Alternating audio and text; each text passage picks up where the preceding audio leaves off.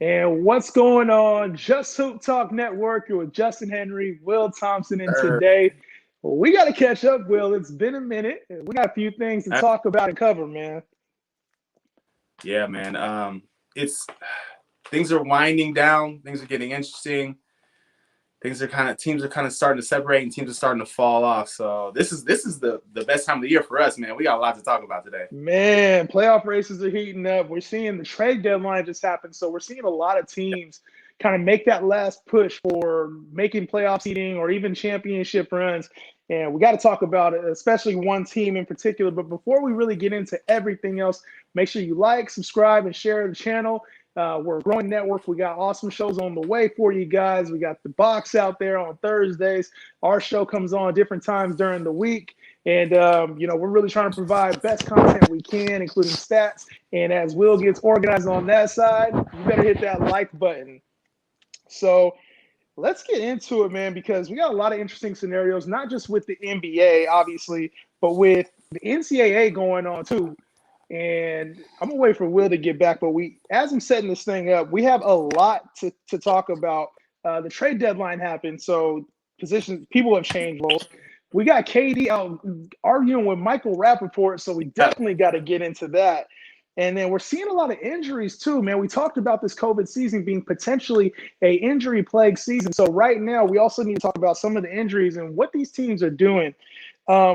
But first, let's get into these Denver Nuggets, bro. They made a really, really aggressive move, I think. And we covered this on our trade deadline show, bro. We talked yeah, we about the did. Denver Nuggets, and I said, I wish I had the tape to just roll back right now. Yeah, I said, if Aaron Gordon goes to another team and is the fourth option, it's going to be a scary team. And he yep, went to probably the best team in Aaron yeah. Gordon's career scenario and for the playoff seeding scenario, the Denver Nuggets, bro. That was a major, major chess piece that I think went really undervalued. Everybody sees Aaron Gordon as that slam dunk champion, Right. as somebody who's been in Orlando cast away. But for those in NBA circles, you know he's a talented kid. He has athleticism through the roof and is a Yeah. sneaky defender too, man. Talk about Aaron Gordon going to the Denver Nuggets in a late, late trade deadline deal. Ooh, man, that was big, man, and it was low key, like you said, because he's only averaging like 11 points a game. You know what I mean? The Yeah. Magic weren't playing well. People really only see him in the dunk contest. So they don't really understand what he brings to the table. But I think a lot of what you saw early with the Nuggets was them missing Jeremy Grant. I think that was kind of a Yes. underrated like subtraction from that team. Him defensively, and then his athleticism, rebounding was. I think that was really missed. And so I think when they picked up Aaron Gordon, he kind of fills that gap. And I think Dude. what he does best is he can be effective without needing to get shots. Like, and that's huge for them, man. Like, he doesn't need to get shots. He doesn't need to come off screens or get the ball or get ISOs, and he can still be super effective offensively. And then he's really good defensively. He's really athletic. He's strong. He's perfect for what they needed and what they were looking for. Obviously, they're undefeated with him, Yep. so they're scary, man, and they're starting to rise, and they're starting to click at the right time. And I think it frees up. I think a big thing it does, man, and this is funny, but it frees up our guy MPJ to not have to guard the massive wings out there in the West. You Yep. know what I mean? It frees him up. It lets him just kind of float around defensively and then do his thing offensively, which you see him really starting to like establish himself now. So perfect pickup for the Nuggets, man. Yeah, they were getting hot too, even before the trade deadline. Yeah, Jamal Murray they had some like lingering injuries with Jamal Murray yeah, early on. MPJ actually missed some time, obviously, with COVID. So it took him a minute. And obviously, he's in Mike Malone's doghouse all the time. So he's yeah. finally getting out of there. They moved Gary Harris, who was kind of in and out of the rotation. Right, And now I think the pieces are starting to align too. They're not having to deal with so much depth. RJ Hampton was coming in, stealing minutes. And it's like, because they wanted to develop him. But when right, you got to get a guy like Aaron Gordon, now that's another star power. I would say, quote unquote, star power that you're inserting into the lineup. And it's crazy because with that type of star power, you're right. He doesn't command the ball. He's not a player that needs the ball like Jamal Murray, right. Joker. and MPJ. They need the ball in their hands in order to be effective. And Aaron Gordon can get you 15 just by moving around, getting putbacks, offensive rebounds, kind of just free flowing through the offense, like you said. So I think, and obviously you talked about defensively, like the way they're going to be able to switch, block shots, kind of rebound, and just move. There's a lot of older teams in the Western Conference, a lot of teams that have a lot of mileage, and this team is that young, star-powered team that's going to be running. They already were running teams out the gym last year in the bubble. I can't wait to see what it looks like. Yeah, it's going to be exciting. That's a great point, man. That you got to project out to who they're going to be matching up with, and they're going to see LeBron. Yeah. They're going to see wings like Kawhi and Paul George, and like Aaron Gordon's the perfect piece to help them with that. And to he has the size. Like, there's after Jamal Murray, if you think about it, after Jamal Murray, I mean, you put out Will Barton, who's 6'6", you put out Michael Porter Jr., who's 6'10", you put out Aaron Gordon, who's 6'9", and Joker, who's 7 foot. You got Paul Millsap coming off the bench who can defend. Yeah. Like, this is a big team. And, they can switch off to everything. Jamal Murray is like, he's not a skinny point guard. So even though he's like 6'2", 6'3", he still has a little size to him. Mike Malone, he's got to be smiling, man. What do you think, man? You think this is a championship roster? Because to me, honestly, this looks like the deepest team in the West. This to me looks like the deepest team in the West. And I don't see a team in the East that really matches up well with anybody with Jokic. Like, I don't see any team that has somebody that can guard him. No. I think this puts them in that conversation for championship or bust, Like, there's a few teams that are in that conversation, but I think they're in that conversation too, especially with them being in the Western Conference Finals last year, being on the doorstep of the NBA Finals. They have to get back there.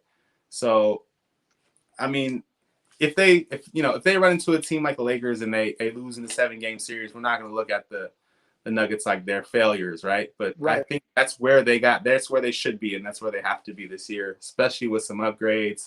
As long as they can stay healthy, man, I think that's where they're headed. You think this team could beat LeBron and because LeBron and AD are going to come back. We'll talk about them in a little bit too. But LeBron and AD are going to come back. They're going to be well rested. And really, this team, Jokic has been playing at an MVP level all year and he isn't necessarily, he hasn't like rested at all. He hasn't even taken on the scoring, passing, rebounding load. Like, there's a lot he's been taking on. So I'm not sure if the rest, I know we talked about them running up and down the floor, but this Lakers team is going to be well rested too. Yeah, that's going to make things really interesting because we don't know how long the Lakers are going to be. Those guys are going to be out. I think what'll be interesting, and I don't know. I guess we can just dive into this now, and that like this is going to kind of lead into playoff positioning and how important that is. And the Lakers right now are sliding in the standings. They're below the Nuggets now.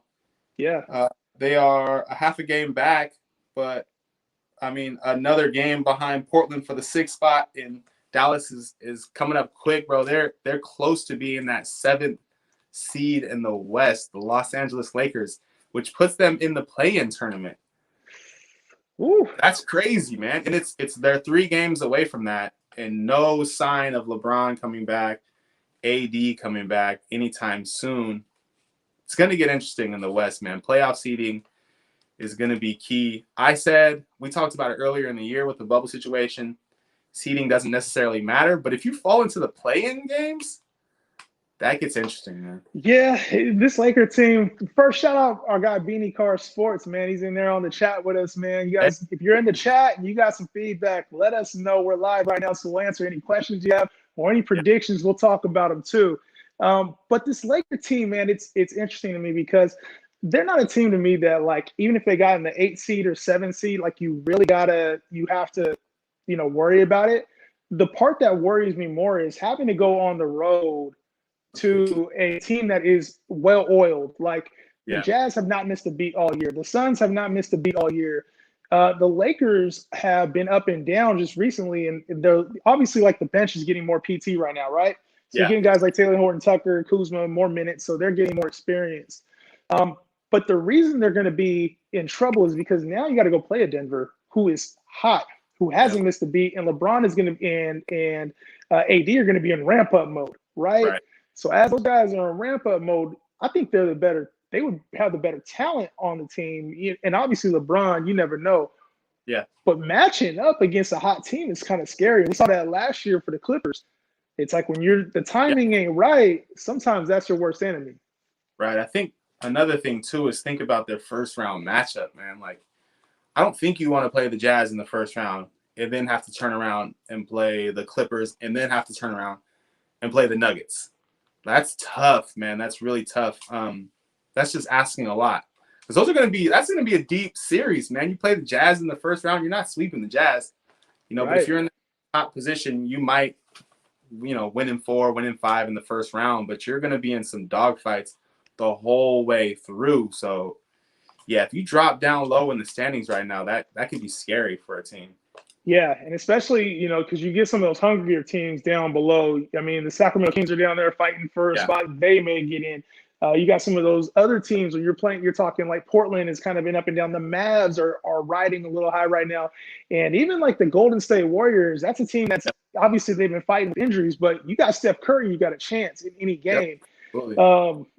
I don't know. The Lakers, to me, and Beanie Carr is right on it, man. The Lakers are in trouble. I said this on our podcast when AD went down and LeBron went down. The Lakers are in big trouble, and I could see this being an early exit for them, earlier than it should be.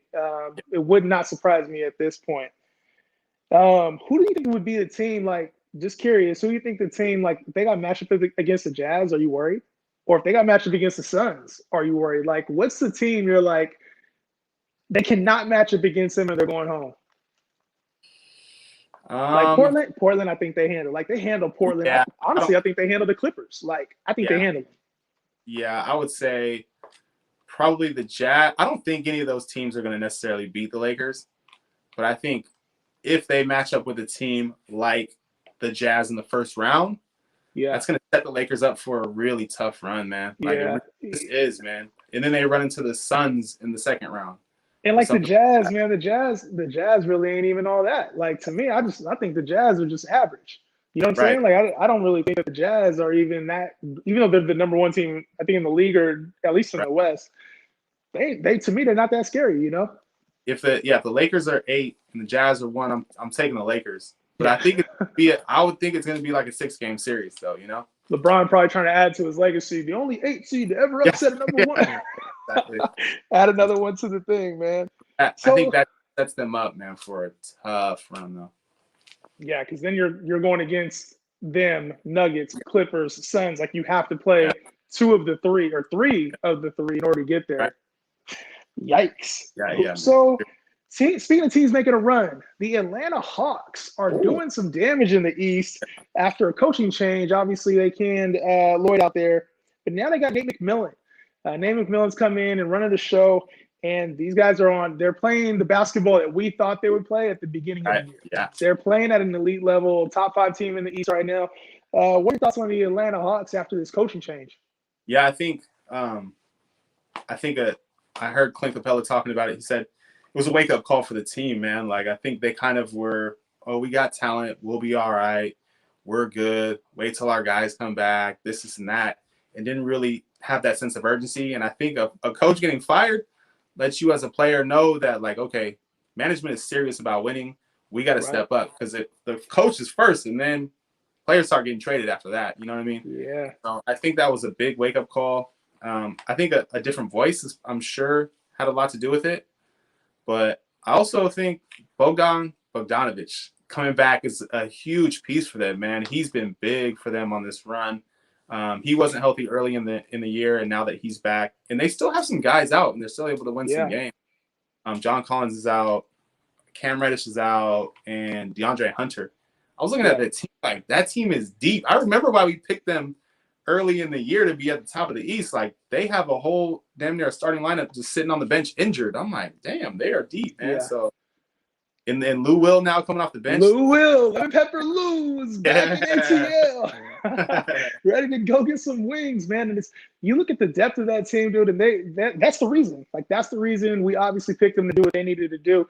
And they're playing like it now. Like, Trae Young was quoted as saying, like, hey, we just need a spark, like a change of scenery. And it worked. It worked for this team. And I think they're playing with a little bit more urgency, a sense of urgency to get things done. which in the league you have to. And they were filled with a lot of young talent.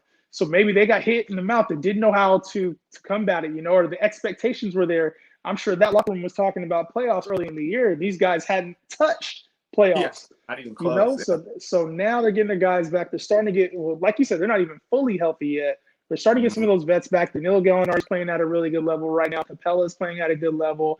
And I think one of the key moves that they did was that they really didn't move any major pieces or acquire any major pieces, which the front office, that means we're showing confidence in our guys now. True. That means, okay, the guys we're in our locker room, we think we can win with. We don't have to go get any major pieces. And to me, that speaks volumes for what they're trying to build there in Atlanta. Yeah, it looks great. The East is going to be really interesting, man, because starting to kind of shape up at the top, and there's some interesting teams that I'm excited to see. I'm excited to see those playoffs, man, and really that thing shake out because no one's really set themselves apart. Teams are kind of bunched as 4 or 5 teams at the top, and it's gonna. That's an interesting point. I want to talk about that too because we've seen a lot of the stars with the shortened season. A lot the travels the games are really tight right now, and especially in the second half, they scheduled a lot of back-to-back games, and we're noticing the stars are sitting out. So like Giannis is sitting out more games for rest than we've ever seen him sit before. Obviously, LeBron and AD are out with injuries right now. Kevin Durant is out / resting with an injury right now. James Harden just recently got hurt. Yeah. Kyrie Irving took time off. It's like you're seeing a lot of the stars rest right now. Right. What do you think? Will you think this is a matter of calculated rest for these guys, or do you think these injuries are just taking a toll the second half of the season? I think there's a little bit of both. I have noticed this year that the schedule is more compact. Like every time you turn on the TV, there's multiple games on. Like they're playing a lot, man. Like almost seems like every other night there's a game. They're playing a lot of games in a short amount of time, and so I think teams are being cautious.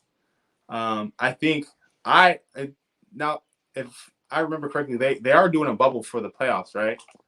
I think they're just doing a play-in. I don't think they're going to do the bubble anymore. I think it's just the play-in games are definitely going to happen, the 7th through 10th. To me, it just seems like teams aren't concerned with like playoff seedings, whether it's maybe they're not anticipating fans being in the building or they're just not worried about home court advantage or anything like that. It doesn't seem like teams are super concerned with what seed we are, Seeing that with the Lakers, like I think their main concern is having guys healthy when they get into the playoffs. And I think the Nets are kind of in the same position. Like they want to have their guys healthy when they get into the playoffs. They're not necessarily concerned with what seed they are. I feel like a lot of teams are in that same position. They're like, man, let's rest our guys, make sure that they're healthy because playoffs are going to be a grind. And I think we're seeing the results of that. You turn on the TV, you just don't know who's going to be playing on any given night, man. Remember they showed that Laker graphic with Dennis Schroeder as like the headliner. It's like, guys are really missing time. And, you got to respect the teams that are playing their guys all the way through, or at least making major moves like the Chicago Bulls going and getting Nikola Vucevic. It's like, you got to respect teams that are still playing because you can tell that there are teams that are not giving it 100%. They're not putting it foot to the metal, trying to go after a 72-win season or 73-win season now. They're not trying to hit the 70 marker. They're not even trying to hit the 60 marker. Like you said, they're just trying to get in. Yep. They're just trying to get in because they realize the season was a grind for these guys, man. And I don't know. Do you feel like it's watered down the game at all? Because we are seeing a lot of G League talent even coming in. A lot of the guys we saw playing in the G League playoffs are having a huge impact now. You're talking about like Kevin Porter Jr., Moses Brown and stuff. Yeah, I mean, every time, literally, when you turn on the TV, half the time you look at the players on the court and you're like, who is playing right now? It's a weird season, man. It's tough to watch, but at the same time, I want to see a good playoffs, Yeah. I hate turning on the TV or turning on my iPad, and I'm like, who is in the game right now? This game doesn't even matter. These guys aren't taking it serious. That sucks. But at the same time, like, I want to be able to tune in and see the main guys performing at a high level in the playoffs. I'm tired of seeing guys out, guys on the bench. And I think that the NBA has to – I hope this is in the plans to go back to 8 and only 8 because I think it is watering down. I think there's teams that okay, I can just get in at the 9 and 10 and not really have to worry about it. True. But, I mean, I guess that does leave the 11, 12, 13. Those guys are still fighting for a playoff chance. to me, it just seems like it's watering down the playoffs, or the games before the playoffs. Like the Right. regular season doesn't really mean a lot because we know who the good teams are. We know they're going to Yeah. be there. And right now, they're just they have so many, 10 out of the 15 teams get in. It's almost like everybody that is trying is going to get into the playoffs. So to me, like that part does, like they have to change that next year. That has to be changed. There's no way that they can go into next season and not have 10 teams in the Yeah. playoffs. To me, it don't seem right, man. It really does kind of water it down. You look at teams like, what does that even mean to get it? The Kings are in that position, right? Like Yeah. they're borderline on, getting into that 10th spot. And it's like, what does that mean if the Kings get into the 10th spot? It doesn't mean anything, bro. Like if you They get have in an there, opportunity to get into the playoffs. right? That isn't in the playoff streak. We don't get a banner for it. Like it Right. doesn't mean anything. So yeah, I don't know, man. I mean, we saw it last year with some teams that were just like, like I'm not interested in even going in there or being a part of that. Yeah. It's kind of, I don't know, man. To me, as a fan of a team that could possibly be in that 10th spot, like, yeah, I want to see some postseason play, but I'm also like, are we chasing something completely useless, dude? Like, it doesn't really mean anything at the end of the day. I think it was cool last year for the bubble format, how they had the bubble and they were able to isolate everybody, keep cases down. And Right. if they decided to do that again this year, hopefully the same type of atmosphere is there. And I think they were trying to copy like what March Madness has, how it's a play-in tournament, or you have your play-in tournament and you have a lot of excitement about the games and it's this hyped up thing. And I'm not sure that it'll be that this year because there are so many teams. You're going to have a lot of teams that have already been through the grind. That excitement of getting to the bubble isn't really there this season like it was last year. And it really was it wasn't actually there last year because it was kind of a unique scenario in last year's playoffs once the season got cut short. But I think trying to emulate that this year, the teams are now fighting for the bubble. They're not fighting for the playoffs, which is a little bit different. I talked a little bit about March Madness.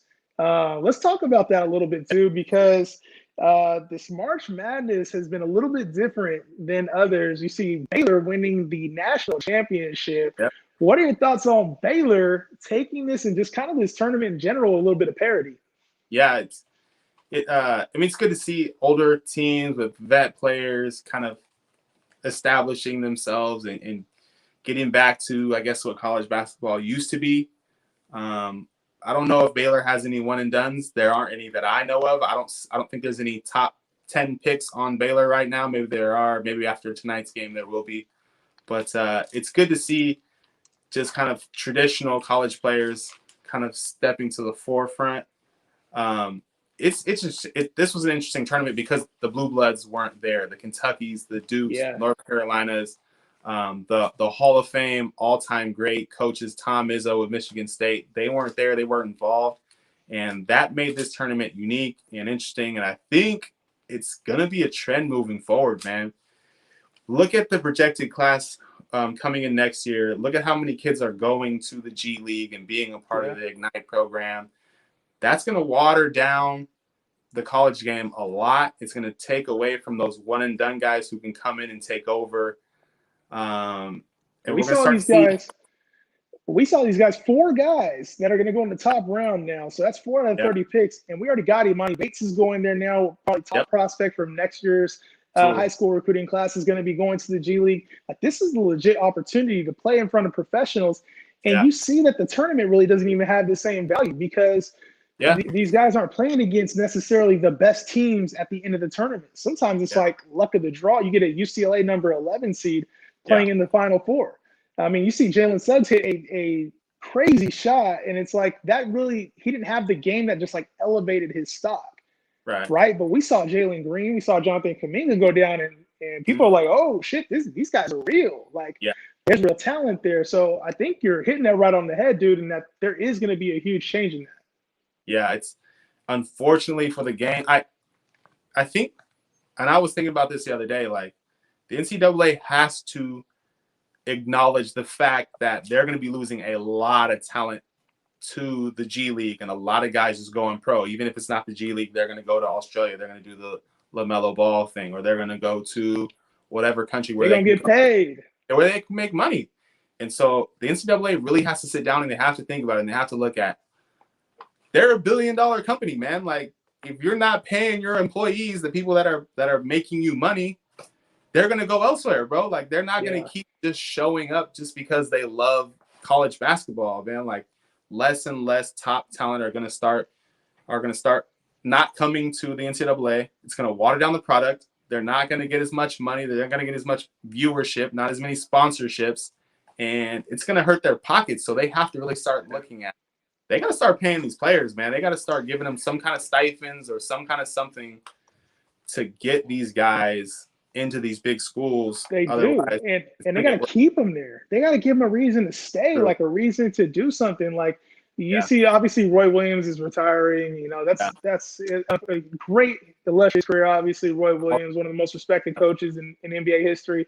But you see the programs that like Duke and UNC build, and when they're not in the tournament, man, it definitely shows. What do you think's the reason for that? Like, normally we're used to seeing those guys in there, and obviously the G League didn't take all the talent away. So what do you think is like the big reason we didn't see some? Was it COVID? Like, was it just the nature situation? Like, what's your thoughts on that? Yeah, I think the shortened like off season hurt them because all those teams, they have a bunch of young players, man. They have a bunch of like one and done guys, and they rely on those guys.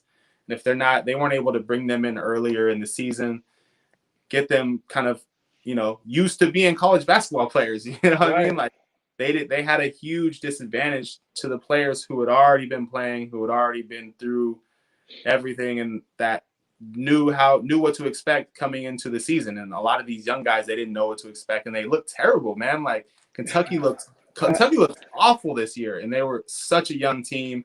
So they essentially put high school basketball players out there on the court, and it didn't work out. It did not work out at all. Well, and we saw the long-term effect of that. The part that everybody's going to miss is that really the G League and the one and dones have diluted those brands, the Duke brand, the Kentucky brand. And obviously we didn't see it in this year's tournament because of COVID. There were some other reasons, but those brands have been diluted for the last few years. And I remember going and seeing these guys, these number 2 seeds are dropping. We saw a number 1 lose for the first time in history to a lowest seeded team. Like this stuff would have never happened in the 90s. I remember the percentages were like 90% or 99% or something like that chance that they would win. And so when these brands are getting diluted based on the fact that they don't have the longevity now, you don't have your Christian Laettners, your Grant Hills, your guys that are staying 4 years, they're like, hey, give me the money. Give me overseas, LaMelo Ball. Give me overseas, Jalen Green. Hey, let me go to the G League, get this $500,000 real quick. These guys are getting the money and getting out, man. They're not worried anymore about going to college. They've been playing hoop and dealing with these trainers we've been talking about for years. Yeah. They're ready to get paid.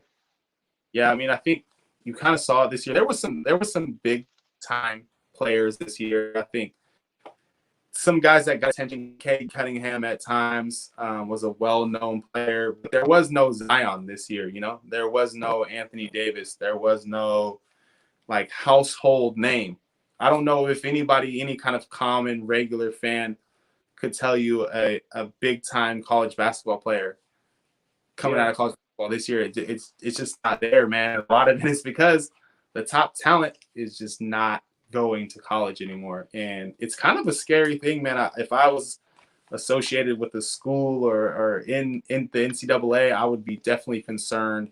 They have some legit competition, and they've been doing whatever they want for years now. Yep. They've been making up the rules.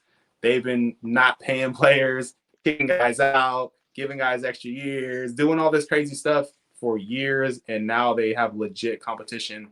And they have to be able to respond because they will players' turn. Yeah, it is. It's the players' turn to own up now. Now it's the players' time to own up and take over the league, man. Yeah. Before we get off, man, we got to talk about one last thing. We're talking about a players' league. Obviously, sometimes the players are their own people. They end up having their own conversations. And KD Michael Rappaport, man, this thing got blown out of proportion over this last week. When I first saw the news, man, I was like, oh, this is not good for KD's brand because it came out of nowhere, man. Michael Rappaport obviously posting on social media about Kevin Durant's DMs to him, and Kevin Durant was in there going crazy, man. He was saying whatever he felt like saying, wanted to spit on him, fight him. What are your thoughts on KD entering Michael Rappaport's DMs and then him blasting it out to the world because he got fined for it, man. Yeah, I think obviously it's Michael Rappaport. You know what I mean? Like, that's what would you expect from him? He's a troll. I mean, he doesn't really even have a career now. He just kind of trolls, does things on social media. Yeah. And that's like his job now. And so I don't really feel bad for KD. He should have seen that one coming, man. Like, obviously, you wouldn't expect another man to air out your conversation. Like, that seems like such a chump thing to do, but also that's that dude's. It was a chump thing to do, man. It was a chump thing to do. Michael Rappaport, what are you doing, man? You got access to all these players. You got access to all these celebrities. And you're going to go air out Kevin Durant on all people who's a known troll. He's a known sensitive person. Like, and that's how he talks. The craziest part to me is, like, that's how Michael Rappaport talks about everybody else. And he got sensitive about it. It makes no sense, man. Yeah. I'm not surprised that he did, though, because that's shine for him, you know? Like, that's how he makes his name. That's how he makes his money is getting attention off of things like that. If I'm KD or if I'm on KD's team, like, somebody get his phone, man. Somebody just delete social media. Like, you got to get him off because he's not doing himself any favors on social media, man. Like, he's just not. He doesn't get it for whatever reason. He doesn't understand. Like, he's KD and everybody else is this. Like, nah, he's down here. Honestly, KD don't even care, man. Nah, he don't even care. Like everybody else, man. Like, you can't split the difference between KD and a 14-year-old kid on YouTube going off in the comments, bro. It's the same. He's saying the same stuff. Like, he doesn't even care. It's wild, but obviously the NBA had to do something, even though it's a private conversation. Like, they had to do something. So they find him, but man, KD is the ultimate troll, man. Boy, I don't know how he gets away with that. And only got a $50K fine for some of the things he was saying.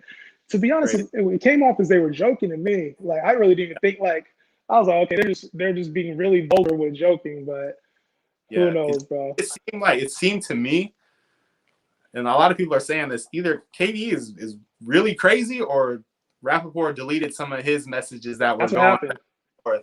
It looked like he deleted some stuff that he said back to KD. Because otherwise, KD is just going off on him. Like, hey, what's surprising? That boy's crazy, man. Damn. KD, the alter ego of Kevin Durant, great basketball player, greater troll on social media. But that does it for this episode of Just Hoop Talk. Make sure you like and subscribe to the channel. Also, share this with your friends.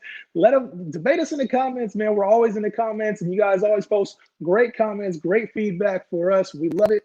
Another episode's coming your way. Be sure to check out the Box Out this Thursday at I think 6 o'clock our time, 5 o'clock our time, something like that. I should know that, but I don't. But man, it's been a great episode. Will, my man, any last words? No, man, just check out that Box Out. Just tap in with the whole network because we're back at it, man. We're gonna get this thing booming. Love this hoop talk. Let's keep it going, man. Man, you had that baby and slowed everything down, man. It's all your fault. We're back at it, though. Back at it, my man. That's it for another episode. See you guys soon. Yes, sir. Peace.